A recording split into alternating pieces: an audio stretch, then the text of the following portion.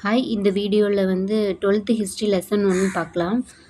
First இந்த பேஜில் வந்து இம்பார்ட்டன்ட் இன்ஃபர்மேஷன் வந்து 1915 வந்து காந்தி வந்து தென்னாப்பிரிக்காவிலேருந்து இந்தியா வராரு. 1919 வந்து இந்திய தேசிய இயக்கத்திற்கு தலைமை ஏற்கிறாரு. இது மட்டும்தான் இந்த சைடில் இன்ஃபர்மேஷன். அடுத்து இந்த சைடில் வந்து பார்த்தா தேசியம்ங்கிறது என்னன்றது கொடுத்துருப்பாங்க. இது ஜஸ்ட் லைட்டாக பார்த்துக்கோங்க. அது அவ்வளோதான். அதுக்கப்புறம் இந்த சைடு எல்லாமே ஜஸ்ட் கதை தான். புதிய நிலையுடைமை உரிமைகளால் ஏற்பட்ட பாதிப்புகள் அதை பற்றி கொடுத்துருப்பாங்க. அதுக்கப்புறம் இங்கேயும் ஃபுல்லாக கதை தான். இதிலலாம் ஒன்றும் இல்லை. அடுத்து ஸ்ட்ரைட்டாக வந்து இண்டிகோ கழகத்துக்கு வந்துடலாம். இண்டிகோங்கிறது வந்து 59 to 60. ஜென்ரலாக 60 வயசு ஆனால் நம்ம டை அடிப்போம், அந்த மாதிரி ஞாபகம் வச்சுக்கலாம்.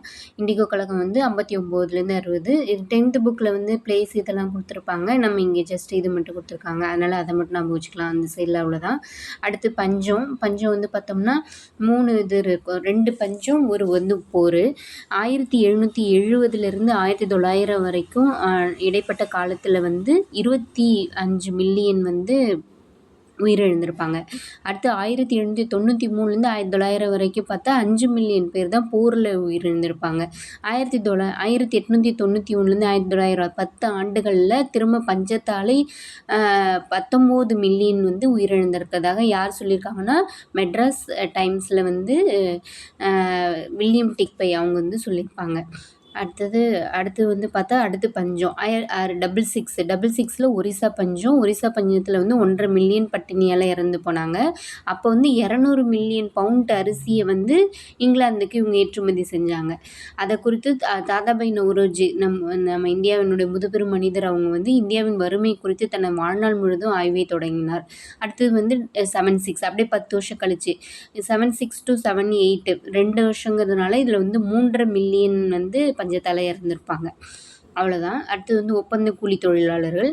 ஃபஸ்ட்டு வந்து 1815 வந்து சிலோன் ஆளுநர் வந்து மദ്രാஸ் மாகாண ஆளுநருக்கு வந்து ஒரு கடிதம் எழுதுவாங்க, இந்த மாதிரி வேணும்னு. அவங்க வந்து மദ്രാஸ்லேருந்து தஞ்சாவூருக்கு கேட்பாங்க. அவங்க வந்து இந்த மாதிரி முன்பணம் இல்லாமல் வரமாட்டாங்க, அந்த மாதிரி சொல்லவும் 33-43 வந்து பஞ்சம் வந்ததுனால ஆட்டோமேட்டிக்காகவே அவங்க வந்து இலங்கைக்கு போக ஒத்துப்பாங்க. அப்படி ஒத்துக்கும் போது எவ்வளோ பேர் போனாங்க அப்படிங்கிறத வந்து இது பார்க்கலாம். அதே மாதிரி 43 வந்து இந்தியாவினுடைய அடிமை முறை வந்து ஒழிச்சிருப்பாங்க ஆங்கிலேயர்கள். 37லேருந்து தமிழ்நாட்டிலேருந்து இலங்கைக்கு எவ்வளோ பேர் போனாங்கன்னா 10,000 பேர் போனாங்க. 46ல் வந்து அதே 9 வருஷமாக வரும். 37 அடுத்து 40 9 வருஷம் கூட்டினோன்னா 46, அதில் வந்து 80,000 பேர் போயிருப்பாங்க. அதேமாதிரி 55ல் வந்து 1,28,000 போயிருப்பாங்க.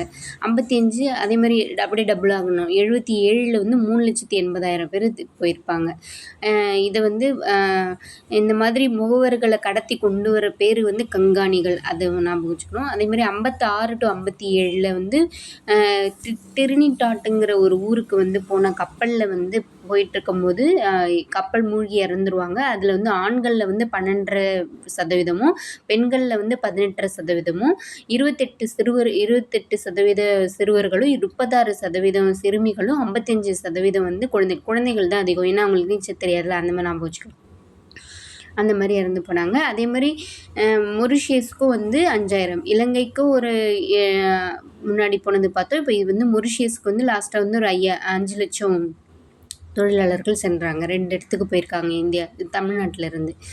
அடுத்த டாபிக் வந்து ஆங்கிலேயருக்கு முந்தைய இந்தியாவில் கல்வி வந்து பிராமணர்கள் மட்டும்தான் வந்தாங்க. அவங்க வந்து ஒரு தலைமுறையிலேருந்து அவங்க தலைமுறைக்கு தான் கடத்திட்டு இருந்தாங்க. அதை மாற்றினதே வந்து ஆங்கிலேயர்கள் தான்.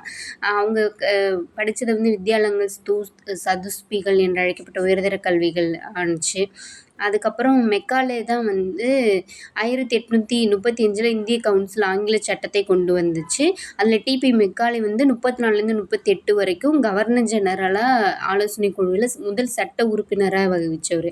அவர் தான் வந்து 35ல் ஒரு குறிப்பு கொடுத்துருப்பாரு, மினிட் ஆன் இந்தியன் எஜுகேஷன், இந்திய கல்வி குறித்த குறிப்புகள் அதை கொடுத்துருப்பாரு.